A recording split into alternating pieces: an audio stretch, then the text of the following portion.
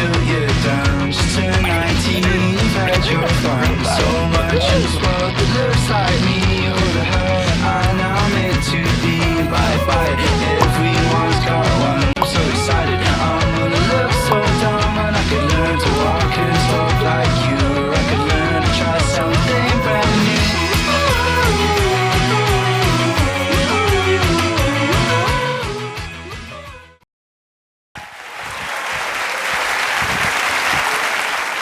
The last time I was in this hall was a couple of weeks ago when my daughter and her best friend were applying to come to school, so we came to the open evening. And when my daughter heard that I was doing this talk, she said, Dad, you're going to Westerford. Put in a good word for me. I said, love, I can't stand here and say Amy Williams and Grace Hammond should get into Westerford because they're great people. So here I am. We're talking about laughter. We're talking about what laughter does, actually. And you felt that. I don't know if you feel when you laugh, something happens. Our world opens up a little bit. It does good things for us inside of us as well. It's good for our heart. It's good for our lungs. It helps with stress. It helps our immune system. It helps everything. And I don't know if you know this, but it even helps with romance. Do you know that? Do you know how laughter helps with romance? Because actually what happens is in sort of mating rituals, boys and girls, sociologists, got to pronounce that, have studied this, and they find that laughter plays a big role. And it's quite different between men and women. So women like men who have a sense of humor, right? I mean, that makes sense. It's nice to have boys who have a sense of humor. Men are a little bit different. It's not, the girl with a sense of humor is okay, but more likely the men like the women who laugh at their jokes. So it's a little bit different between men and women, but laughter is a good thing. So let me tell you a little bit about my world. When I was just a little bit younger than yourselves, probably started programming, and I built up a business eventually, and I worked for myself, and then I worked for a large international corporation.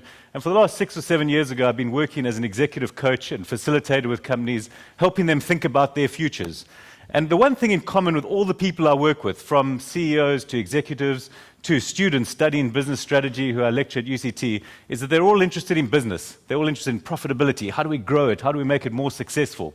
The one thing which they're not, I don't think they place enough emphasis on, is the fun side of business. And I'm going to show you today why this is so important and why focusing on the fun and the laughter and our talents is so important. Because you see, when we talk about business, business works because of relationships. It works because relationships work in the organization, just like relationships work here in the school, right? So it only works because you have a group of friends and your relationship with the teachers and the teachers' relationship with other teachers and with your parents. When the relationships work well, the business works well. And the best way to describe this is perhaps to use a balloon. So if I take a balloon and I blow it up. Now if you look around you, I'd like you to imagine that everybody has a balloon. Everybody has a balloon floating around somewhere near them. And what happens is when we interact with each other in the relationships, if we have a positive interaction, if we affirm somebody, we give them positive feedback, we encourage them, well, the balloon gets a bit bigger. And likewise, if we criticize and we're negative and we pull somebody down, the balloon gets smaller. And the interesting thing is that our balloon gets bigger when we make other people's balloons bigger. So this is quite an important thing. And these balloons' size does count. We want them to be big. We want them to be exploding around us and to be having very positive thoughts about people. So let's just do a quick test. If you come home with a report which has 5 A's and a C, I want it here. Where does the conversation start with your parents? With the A's or the C? C, universal. I've asked this question to thousands of people. Everyone says a C. But why is that? Why do we start on the C? 5 fabulous A's where things have gone really well and they've worked really well, and we focus on the C. It's a bit like with an exam. We do an exam, we study very hard, and we get to the end, write the exam, it gets marked. For example, let's say we get 75%. Now again, what do we do as a result of that 75%? We focus on what do we not get? How do we get to 100%? Where did the 25% go? And this, I'm going to say, is wrong. I think the focus is wrong, and we've known this for quite a long time. We just haven't put it into practice yet. And we know this because nearly 100 years ago, a woman by the name of Elizabeth Hurlock did a study with children. And she put them into a class and they did a maths sum. And she divided them into 2 groups. And the one group, she gave critical feedback. So she told them what they'd done wrong. These are the things you've done wrong, and this is what you need to do to correct them. And the other group, she ignored everything that they did wrong. And she only focused on what they did right. So she ignored it. So she didn't talk about the 25%. She didn't talk about the C. She focused on the A's and the 75%. So the group that she gave critique to improved by 19% as a result of that. Now the question is, how much do you think the other group improved by as a result of just getting positive, ignoring what they did wrong? What would you say? Maybe double? 38%? Does that sound reasonable? That even might sound like a stretch. What if I said 71%? Nearly 3.5 times, more than 3.5 times actually, improvement by focusing just on the positives. So this is a little bit like the business world. The business world where I work in spends a lot of time doing things, performance reviews, where companies evaluate their staff. Managers sit with people and they tell them how they're doing, what's working, what's not working. Now, the typical performance review looks like this. It's normally about an hour long, and it starts with the first 10 minutes being talking about your things that you've been successful with. Well done in the last year, Dale. You've done very well. These are the things. That's about 10 minutes. And then 50 minutes is devoted normally to development areas. And development areas is code, sort of a, corporate speak for saying, these are the things you're failing at and you're not doing well at. Now imagine what you feel like walking out of that conversation. And imagine what it would be like if it was the other way around. Imagine if you spent 10 minutes talking about the things that you're doing really poorly and 50 minutes talking about what's really successful. Immediately, that blows up our balloons. That makes us feel better. That's focusing on the A's. How do we make the A's better? That's focusing on the 75% that you've already got. So this focus on negative and positive, we've got to trace all the way back. And a woman by the name of Carol Kaufman is what's called a positive psychologist. And she started out her career as an associate and as a research assistant. And in 1974, she was asked to do a study on children. And these were specific children who had psychotic mothers, all right? No inference meant. And the idea was to say that these children were at risk, because they had psychotic mothers, they were at risk of developing some sort of mental disorders themselves. She thought about this and she said, well, hang on, does this make sense? What about the children who don't develop mental disorders? What about the children who thrive, who actually succeed despite the environment in which they grow up in? And fortunately, her professors were very open-minded, and they allowed her to do the study.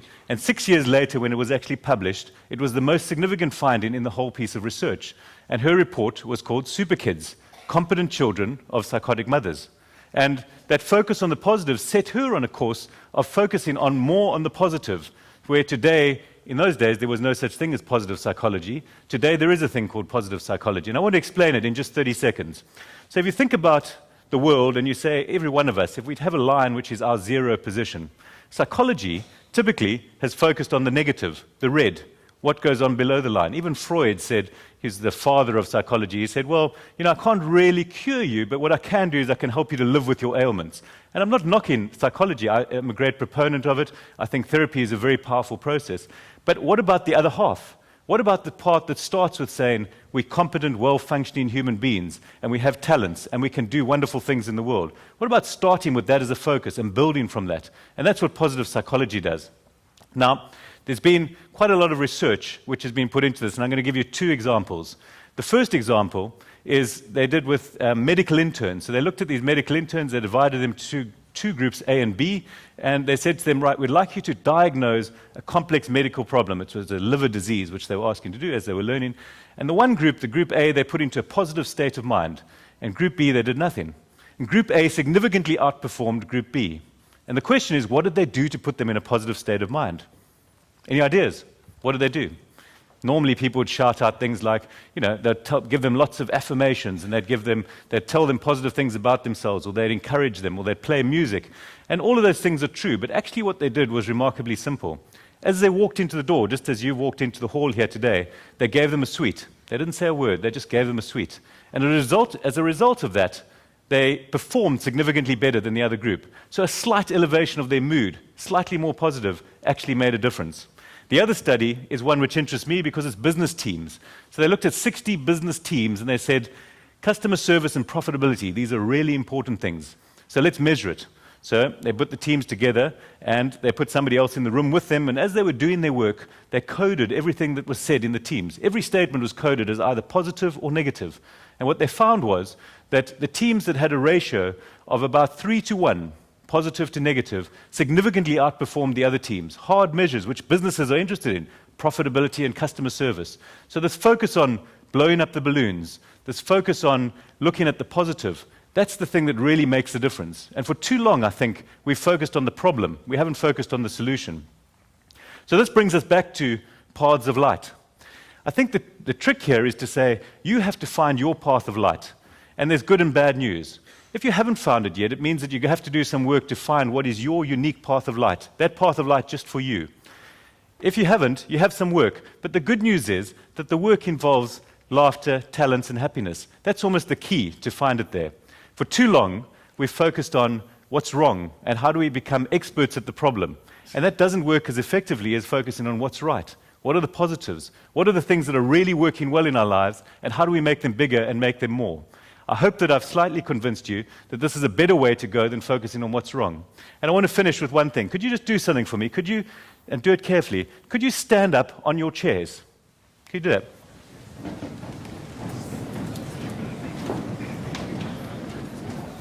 Okay, so I'm not sure if you do this every day. Do you normally do this, Mr. Leary? But I just thought, as you go into the day, not to underestimate the power of yourself and the power of what you can do. You can blow up balloons, you can focus on the positive, and you can make a huge impact. I'm only one person, and there are many of you. And with one person, we've actually got you all to move and to stand on your chairs. Thank you for participating with me. Have a wonderful day, and I wish you all the best.